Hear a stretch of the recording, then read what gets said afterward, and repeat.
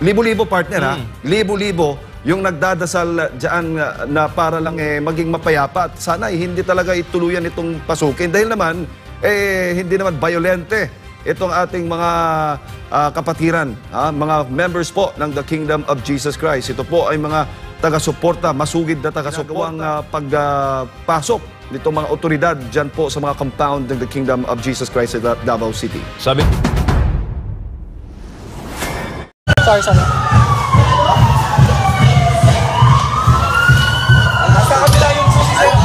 Okay.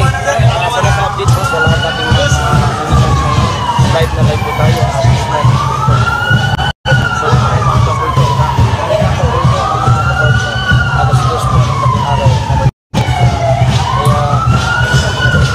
Tandaan niya mga mukha mga kapatid.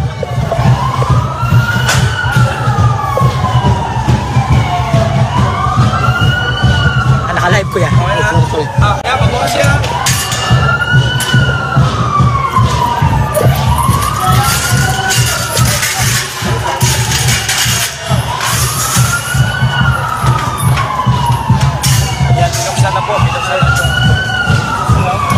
Welcome sa aming eskwelahan. Welcome po.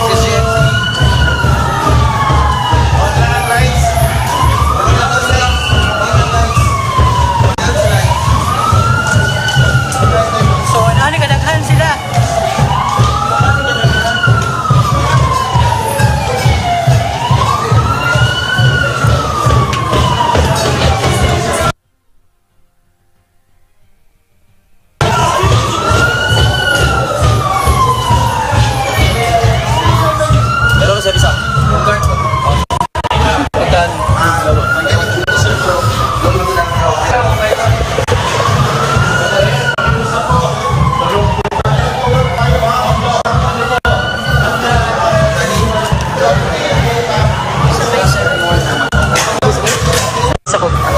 CIDG dito sa Jose Maria College Foundation Incorporated, ang school ni Pastor Apollo Sikibloy.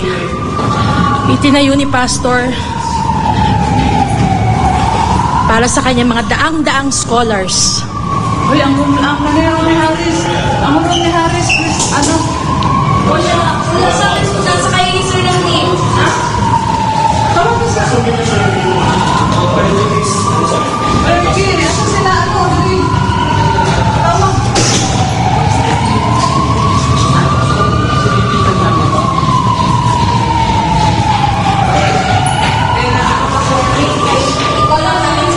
We are now here at the Jose Maria College Foundation Incorporated dito sa Davao City, kung saan nagaganap ang search operation ng mga taga-CIDG muli dito sa Jose Maria College Foundation Incorporated, ang paaralan itinatag ni Pastor Apollo Sikibuloy.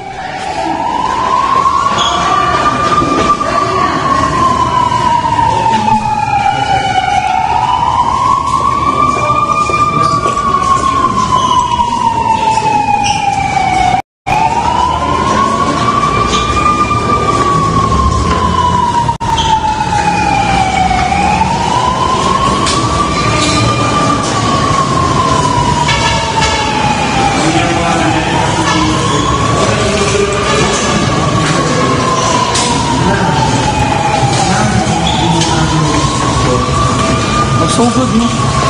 Asa na yung nagsugod? Sa Kongreso. Itong pagdihiluan yung mga masabay ng black ang Kongreso. Tungkol sa ambisyon ang pambaluslos.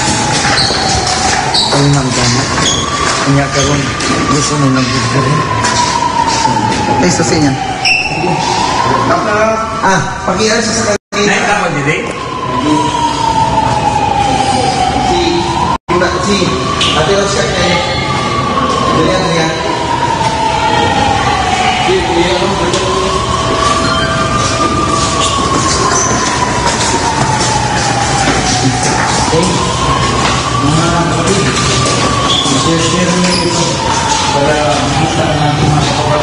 Kanaglock. Ini last dulu.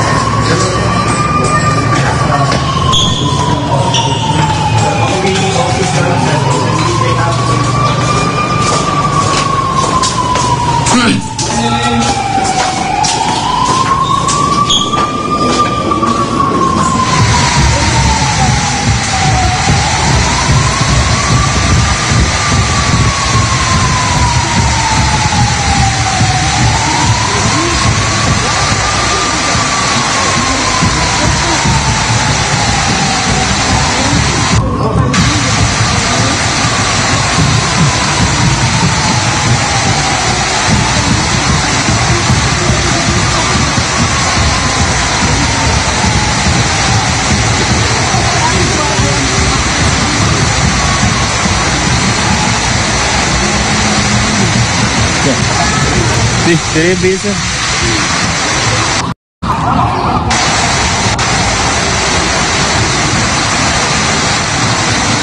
Libo-libo partner ha. Libo-libo yung nagdadasal diyan na para lang maging mapayapa. At sana hindi talaga ituluyan itong pasukin dahil naman hindi naman violente itong ating mga kapatiran, mga members po ng The Kingdom of Jesus Christ. Ito po ay mga taga-suporta, masugid na taga-suporta, talaga mga full-time miracle workers po, talagang inalay ang kanilang mga buhay para po sa Kingdom of Jesus Christ. Lalo na po kay Pastor Apollo C. Kibuloy. Ang nakapagtatag dyan, partner, search operations, alas 4:10 ng madaling araw. Yun ang nakapagtataka. Tapos gustong persahan pasukin. Bakit ganon? Tama ba yung proseso na ganon? Itatanong natin yan sa ating mga makakausap na abogado mamaya, partner, kung medyo available na sila. Kasi nga, 4:10 a.m., ayan, nandyan po yung mga kapulisan ng ating mga otoridad dyan po sa compound, sa harap ng compound kanina. At yan nga, ay planong persahan, pasukin ang ating compound. Pero nga, na-negotiate ng ating mga abogado, yun, napapayag, no? Ang ating KOJC administrator. At saka, partner, dalawang compound ito, yung KOJC compound sa Davao City at mismong yung Prayer Mountain naman sa Tamayong. Nakikita natin ngayon sa video, partner, itong sa gate mismo, sa harapan ng The Kingdom of Jesus Christ. Kanina, may 4 na video po tayong ipinapakita. Split screen. Oo, yun nga, napasok na yung mismong Jose Maria College campus. Yung mga otoridad nandyan na. At yung iba naman sa mga otoridad ay naglilibot din mismo doon sa cathedral. Yung panambahan kung saan sinasagawa yung mga panambahan natin, yung mga pagpupulong, mga gatherings tuwing linggo at iba pa mga aktibidad dyan po sa Davao City. Sa mga nagtatanong, bakit daw kay PRR din humingi ng approval para siyasatin ng mga ari-arian ng Kingdom Jesus Christ? Siya po kasi ay administrator for Kingdom Properties.